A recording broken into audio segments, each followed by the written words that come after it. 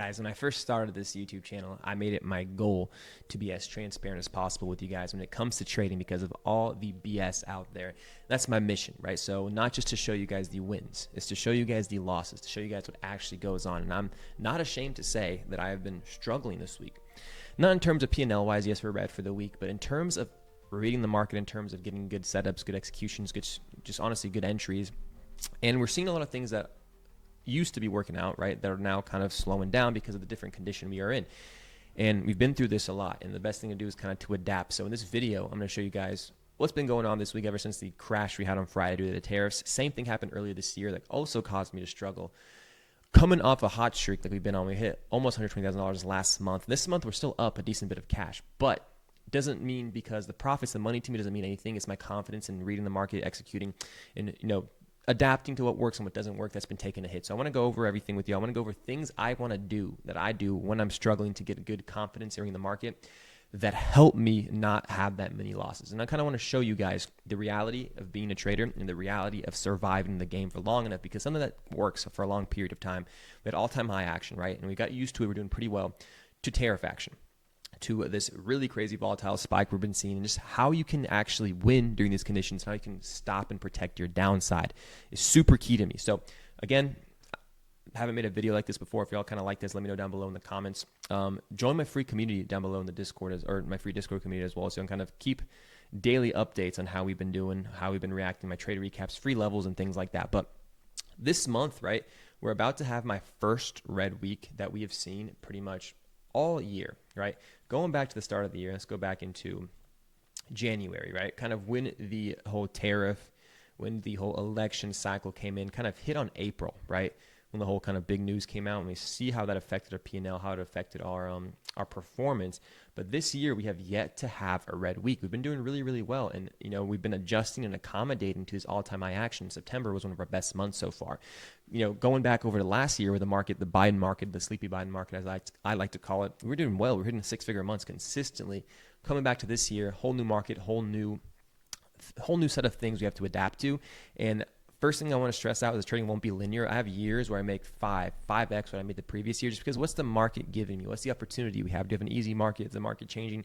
Are we adapting well? And things like that. And coming into this month, right, where we're doing well until Friday. Friday had a good trade on the open. Tariff news came out, shifted the whole market concept, shifted everything for me, and caused me to really struggle this month. Yeah, we had made a mistake trading a bank holiday on Monday. I thought, honestly, my thought process was Columbus Day was over. Only the bonds were closed. We had great volume, great volatility, great setups, but the market didn't care, right? What was working before isn't working so well this week. And what I'm going to be doing to adapt to this, especially if I have a red week, first thing y'all should jot down, my first rule: red week, I size down no matter what. It could be a $2,000 red week, and I'm not down a lot. We're up for the month. We're down for the week about $3,000, which is basically nothing to me, but not to brag, but just overall comparison, to what we end up making, it's not much, and we're still up for the month. I'm not complaining about that. This video is mostly is talking about how I've been struggling with the reads, struggling with the entries because of the risk amount, because of the sizing I have to deal with, and just struggling to get good setups, good trades, right? Same thing happened. Like, I've lost the majority. So we've taken about 6 trades this week. I won one of them, one trade. And that trade we won was a decent banger. It was a good move, kind of why we're only down about $3,000 for the month, right? We had one really, really good play on the ES, right? This beautiful banger that I could have held longer, about a 40-point move that saved us, right? And that's why, number one, stressed out the winners should take care of your losers. And again, we took a loss today on NQ. We were sized down because the risk was too much. Almost a $6,000 loss.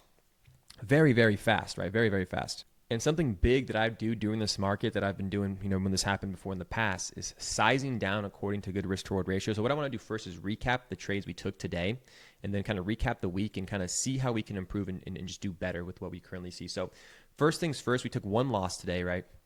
And honestly, the loss we took today, for me personally, let me go ahead and get this back on here, was a good setup. Same thing with the rest of the losses this week. They're all looking great, like great setup. So me going into today, right?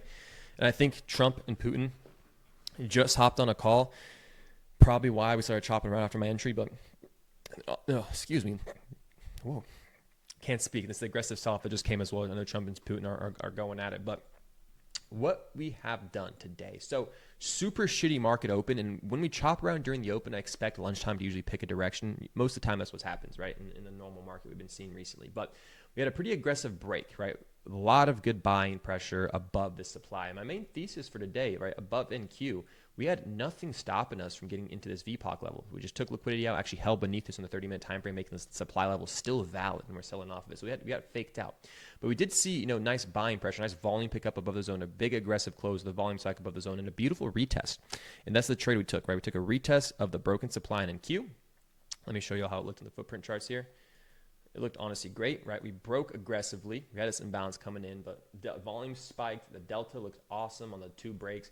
Retested, held the buy imbalance, so I took a position long. I would take this trade any given day. Perfect setup, looking for the highs.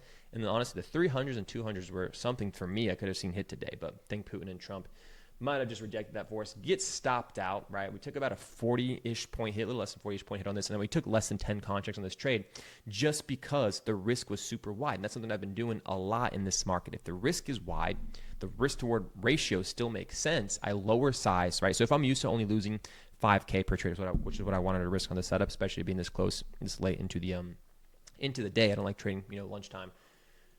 We took a smaller size, and that's just what I do. The risk to reward ratio, so for 40 points of risk, our first TP would still have been about 50 points and 100 points after that because of the range we're having. And something you can just use to easily identify if that's going to be the case, right? This is the big drop that changed the market. But before that, look how tight the range was, how easy it was to get good risk. Market tanked, volatility spiked, and we're having these crazy swings in price. Something I have to get used to and adapted to, right? Because we haven't been like this in a couple of months. So what I like to do in these time sessions, if the risk reward ratio is still good, right, even though the risk is higher, I drop size. So if I'm used to risking, 5K per trade on 20 NQ contracts, for me to get that 5K risk, right, I have to size down significantly. So what you have to do is just have an Excel sheet with a calculator, or you can just do, actually, I'll link down below a free Excel sheet with the calculator you can use to quickly track how much risk and how many points you can risk. But what I do is do the math fast in my head, right? So if I'm used to risking 5K, the risk right now in invalidation is 40 points. How many contracts should I take for my risk to be about 5, 6K and kind of count slippage into it? And that's what we do when the market's moving like this. And simply, if you can't do that fast enough, you just size down already. No matter how good the risk is, you're going to be smaller size. So the market gives you those conditions you're used to and the conditions you like to trade. Kind of the first thing we do, right? And after today, if I have a red week next week, I'm sizing down. But after today, what I want to do is honestly practice small size.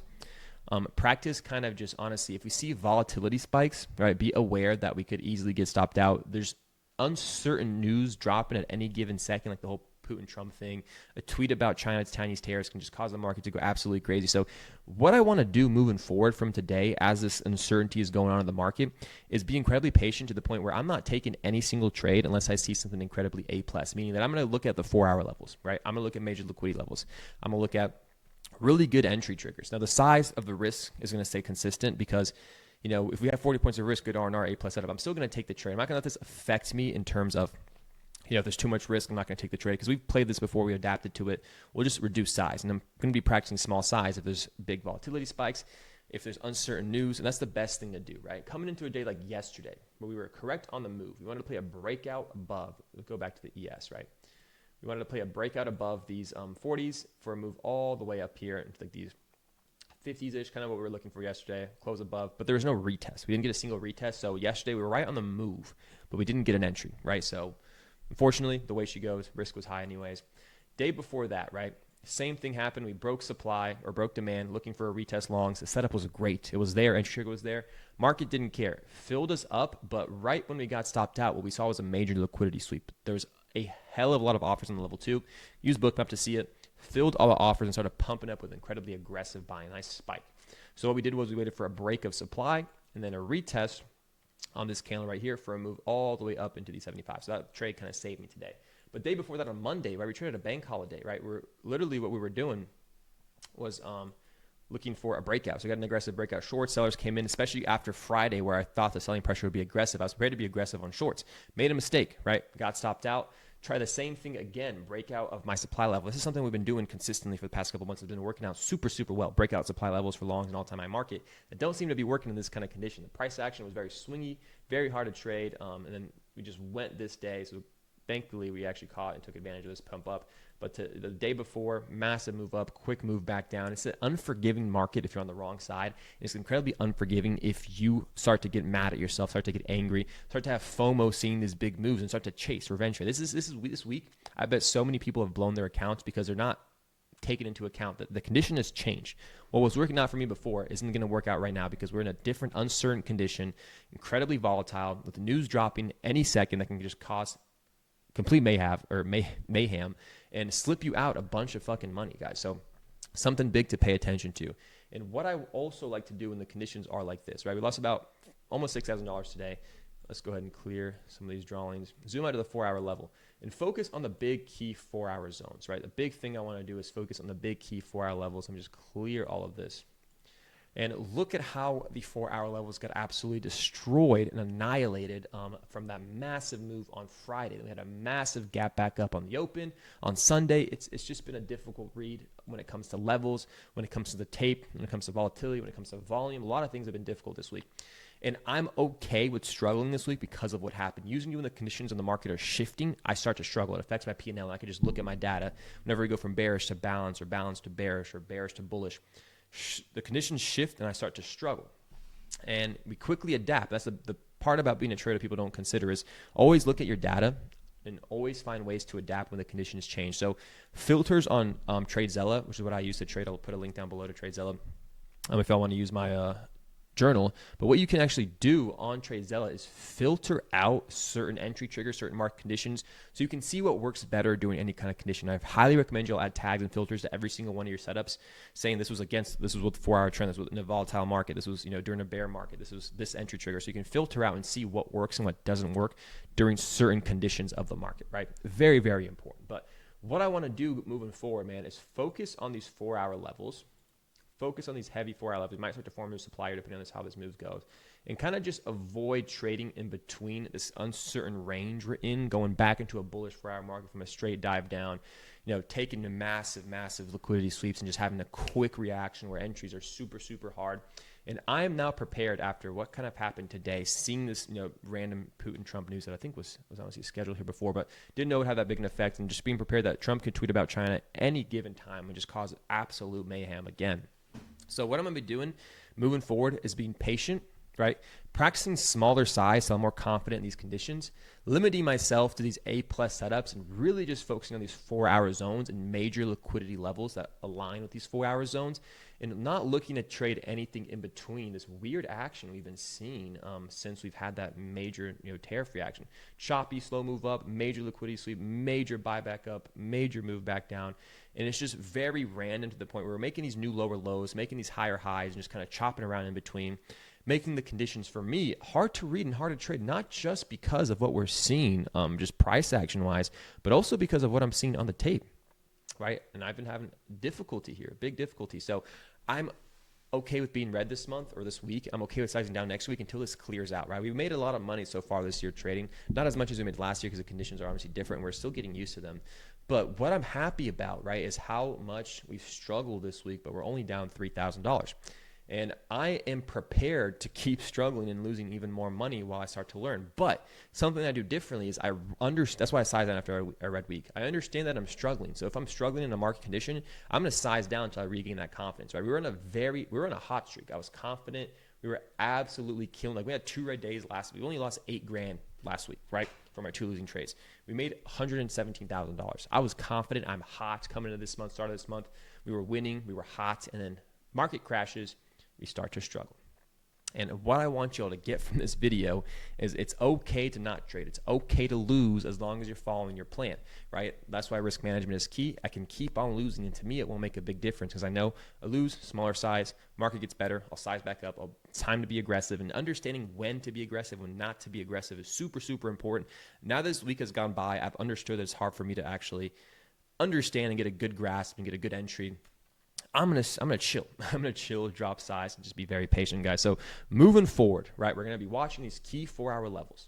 We're gonna be watching key liquidity levels, right, at these lows where we swept and had a major reaction, major reaction. Key liquidity levels here, key liquidity levels at the highs.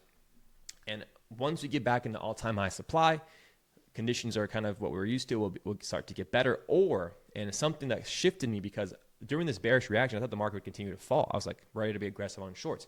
So if you come back down and hang out underneath this 4-hour demand, hopefully that'll give us a better opportunity to be more aggressive on shorts, because then the market will kind of confirm that it's in a bearish trend. Still, and I thought it should be, honestly, still uncertain, still in the bearish trend.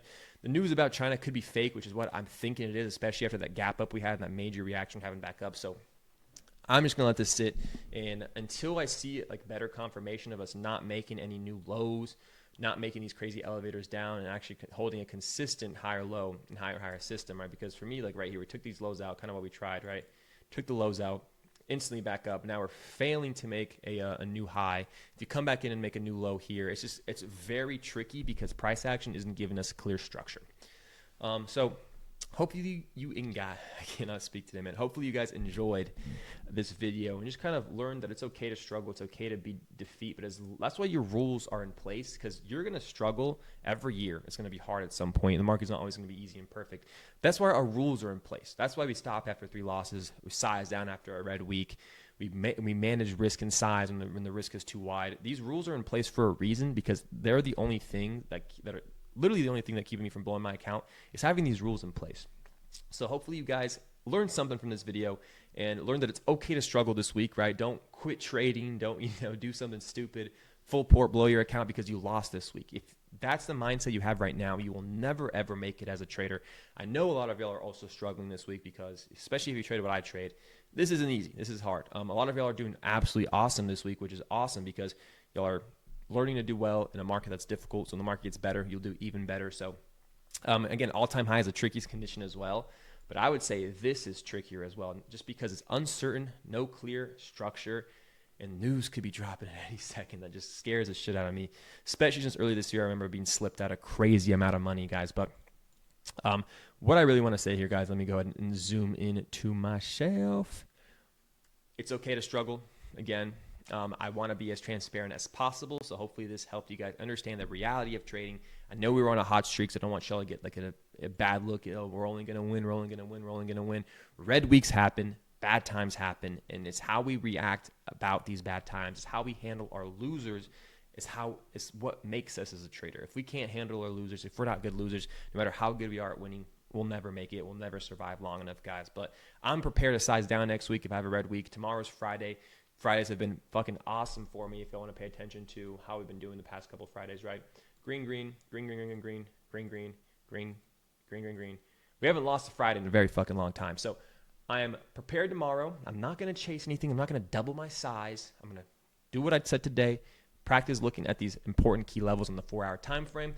Practice looking at important liquidity levels, and practice good risk management, and I'll be fine. Even if I lose tomorrow, red week, guess what? Size down next to you guys. Appreciate y'all listening to me ramble throughout this whole video. Want to keep you guys updated on how we've been doing so far this week after a major tariff reaction. Not good, but it's completely normal.